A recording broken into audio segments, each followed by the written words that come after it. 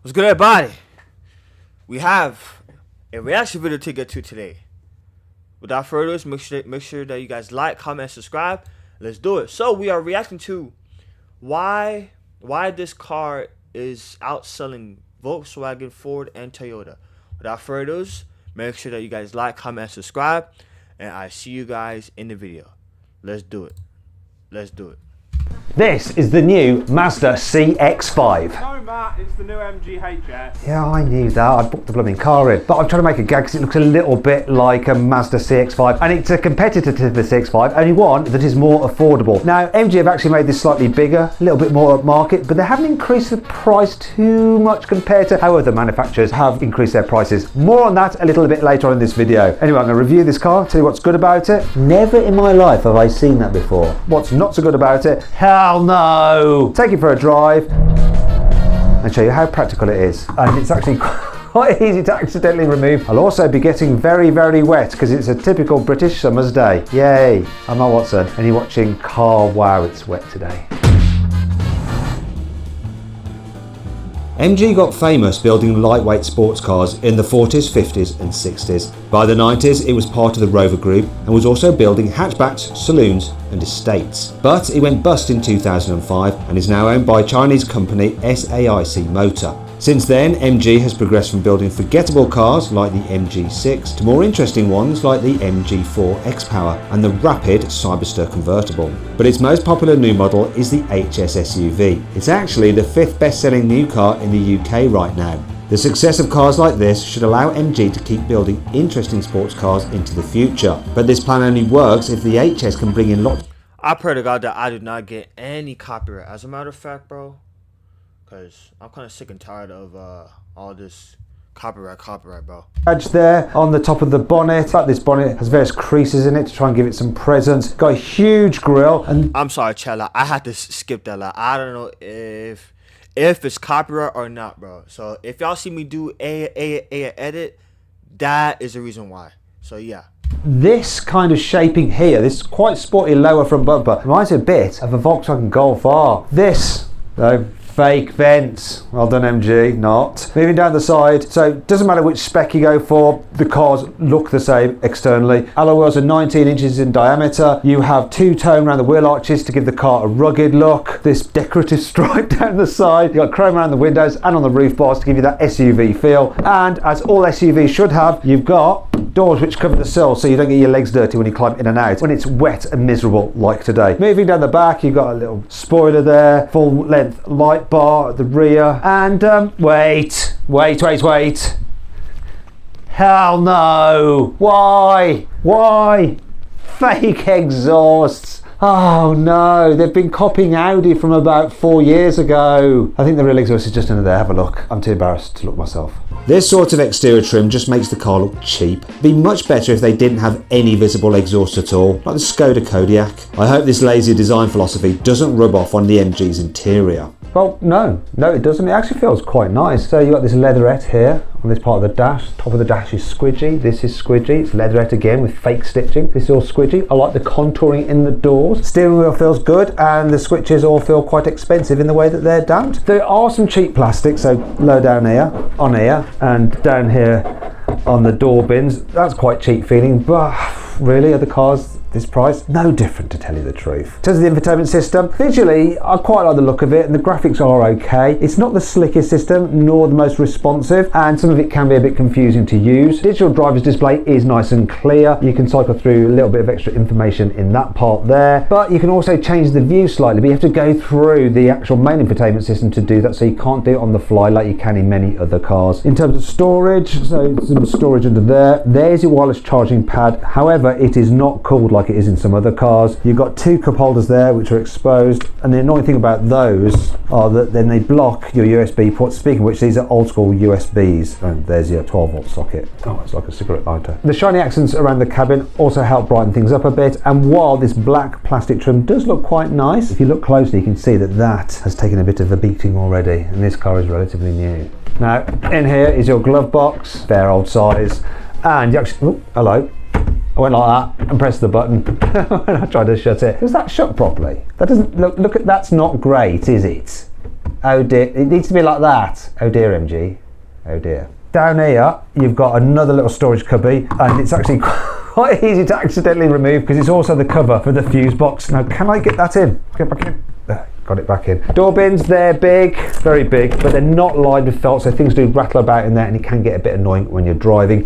What's not annoying when you're driving are these seats. The moment I got in this car, I just thought, these seats fit me perfectly. There's plenty of adjustment in them as well, and they're electric. Ooh. Now, I should point out this is the top spec car, but you get these electric seats on the entry-level model as well. What you don't get on that, though, it has cloth seats. Leather is better, and you can have this leather interior in tan for an extra £500 if you want. Oh, last thing to check. Vanity mirror is a little bit small for me, but rear view mirror is quite nice the way it's frameless, so I'll let it off.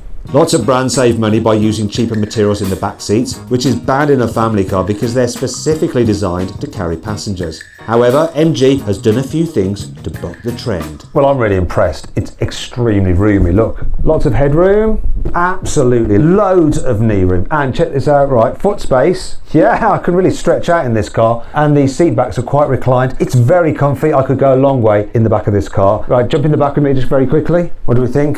That's all right. Yeah, it's good.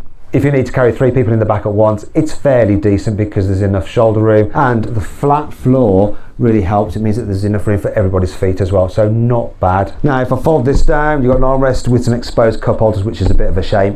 What's also a shame is, look, there is no through loading. This bench seat splits 30-60, or is that 40-60? No, it's 40-50. I can't do maths. 40-60. That's right. Anyway, other things you need to know. You've got some pockets on the seat backs. Door bins are big. Oh, look, somebody's left a can in there. Who can that be? You've got 2 USBs there, but once again, they're old school USBs, which is a shame. But I've got to point this out, right? Even back here, the quality is decent. Look, in the back of a Volkswagen Tiguan, that's hard, cheap plastic. Here, though, it's soft and yielding, like in the front. Well done. And well done for this, MG. Rear windows that doth go all the way down. Nice. No, just leave it. We have an electrically operated tailgate, which is good. And you've got 507 litres of boot space, but how many carry-on size luggage cases can you fit in there? Let's find out. It's not too bad, is it? Now, what's handy is, look, you don't really have a load lip to lift stuff over, so you can slide things in nice and easily. There's a couple of nets there and there. Look, we're keeping our cleaning equipment. Fold down the rear seats, you have to reach in like this. Up. And then they fold down quite easily, look. And the seat belts don't snag either. And you've got a continuous load floor, so look, I can just slide things, whoa, right to the front like that. Good stuff.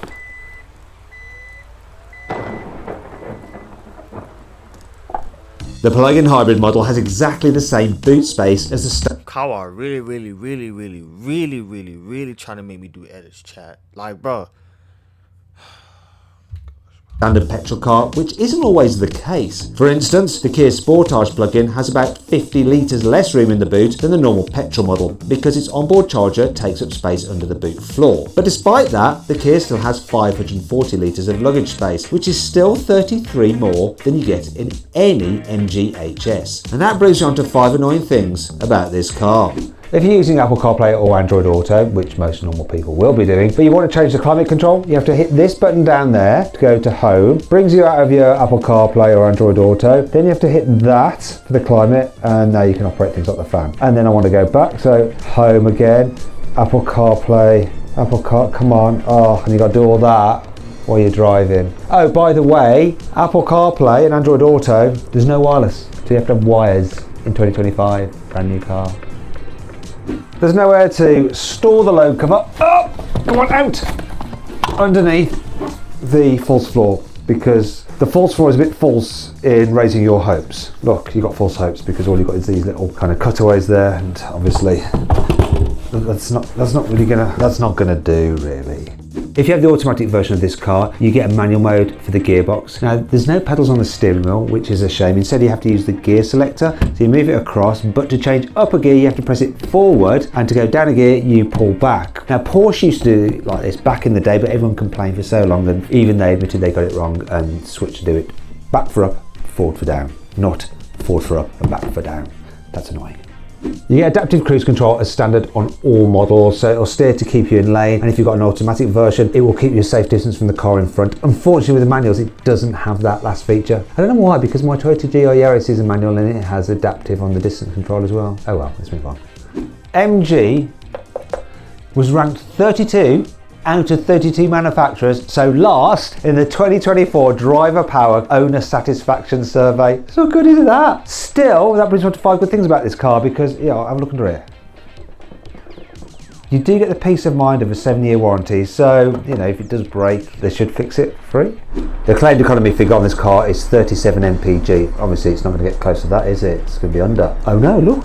Bizarrely, over the 5,290 miles this car's done, it's averaging 40.4 mpg. Never in my life have I seen that before. A car doing more than the manufacturer claims.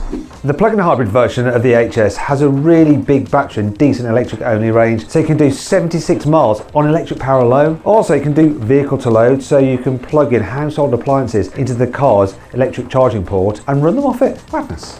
The camera is a really high definition. Have a look at this. Only get 360-degree view. Plus, one of my favourite things is, let me whack it into drive. Go, drive, turn that off, go. When you indicate, yay! Blind spot camera, just like in a Tesla or a Kia EV6. That is really, really handy. However, unlike those cars,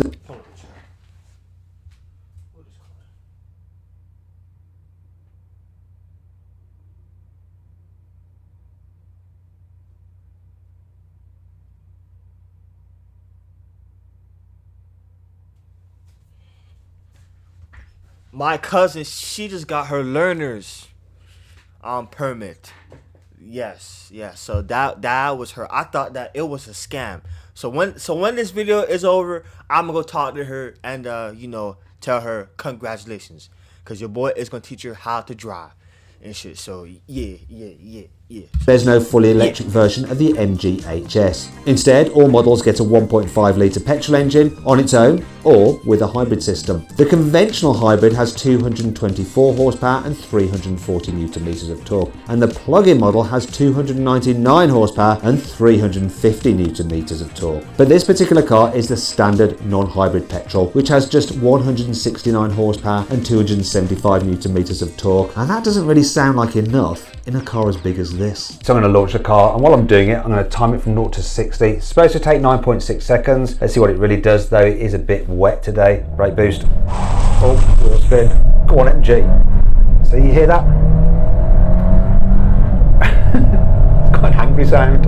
But it's quicker than MG said by quite some margin. 0 to 16, 8.6 Not seconds. bad. Not 9.6 seconds. Not bad.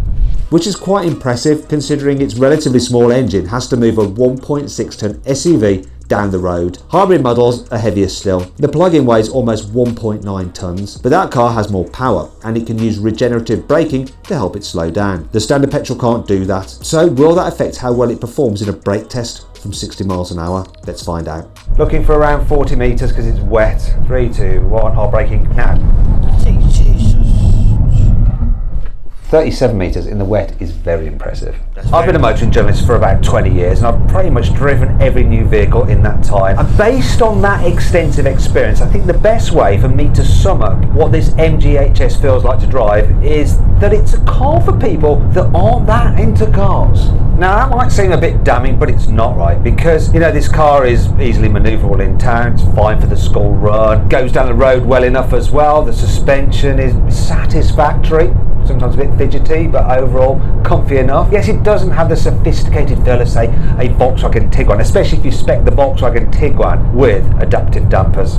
However, this MG is significantly cheaper than that Volkswagen. The HS is available through CarWow right now for just £23,572, whereas the price for an entry-level Tiguan, including the CarWow saving, is £34,010. That's a difference of more than 10 grand. It's the same story with the plug-in hybrids. The MG HS PHEV costs just over £28,000 when you buy it through CarWow, but the cheapest Tiguan plug-in hybrid costs almost £39,000 through CarWow. But the MG's cheaper price is a giveaway for one big problem you notice when you drive it. The MG is reasonably relaxing when you're on the motorway. It's quiet enough, bit of wind noise, that's all. Though to be fair, I think a Kia Sportage is quieter still. When you're driving on a country road, this thing handles well enough. It does lean a little bit in the bends, but it never feels like it's it's going to fall over. And really, this car can go around corners quicker than anyone who's going to buy this type of car is ever going to want a corner. Me though, I personally would like something that's a little bit sharper, even in a family SUV. And people like me who are into cars want things like the steering, the brakes and the throttle pedal to just feel responsive, because that's how you engage with the car. And you can just tell that MG's engineers haven't spent as much time honing those kind of controls than say Ford's engineers did with the Ford Kuga, because you just feel more connected to that car. As a result, here in the HS, while the controls are sort of acceptable, they're certainly not delectable. But I guess MG knows that things like steering feel really aren't a priority for people who aren't into cars, because if you're merely buying for pragmatic reasons, this MG HS just fits the bill well enough. There are a few niggles though which will even annoy non-car fans. For instance, the front and rear pillars do create blind spots, which is a bit annoying when you're driving around town. Also, this 1.5 litre turbo petrol in the petrol model doesn't actually feel like it's got a turbo fitted to it, because it lacks the mid-range punch you get from other turbo engines. That means that really if you want to go quickly, you have to rev the nuts off it, a bit like an old MG sports car, to be fair. Also, when you do rev the nuts off it, it can sound quite noisy. Now if you want to go even faster, you can get the plug-in hybrid version of this car. Yes, it is quicker still, and it solves the noise problem because it's quieter, because you've got assistance from the electric motor and it's got more power. And while the gear shift in the manual version of the petrol only model is a bit rubbery, this automatic is actually pretty slick. It uses dual clutches for very fast shifts, just like the gearboxes in Porsche sports cars. However, that's not enough for someone like me to actually want this car. Neither is the fact that when I did a brake test in it, it stopped from 60 miles an hour in the wet in 37 meters, which is very impressive. But the real question is, would I recommend this car to someone who just wants good value for money, simple A to B family transport? And the answer to that question is absolutely yes. So then, what's my final verdict on the new MG HS? Should you avoid it, consider it, shortlist it, or just go right ahead and buy it? Well, if you want a practical family car that's great value for money and you're not that into cars, you should shortlist the MG. I'm very, very wet. Huh? Okay. Guys, wait. Hold on. If you guys are new and you guys like this video, like, comment, and subscribe. I'm almost at 600 subscribers. The YouTube algorithm, it's been a kind of, so yeah, like the past few videos, they've been down, but it is what it is. It is what it is. I have no control over it. So yeah, I gotta work, harder with these reaction videos, and yeah. So yeah, if you guys are new, hit that subscribe button. If you guys see this video, y'all see it, but if y'all don't see it, it's because of copyright. So I'm gonna see if I could do something about it. If y'all see it, y'all see it. If y'all don't, oh well. I got no control, cause ever since YouTube they up their requirements, they've been a lot more stricter with their copyright. So yeah, I have no control. So if you guys are new, hit that subscribe button, and I'll see you guys on the next video. Peace.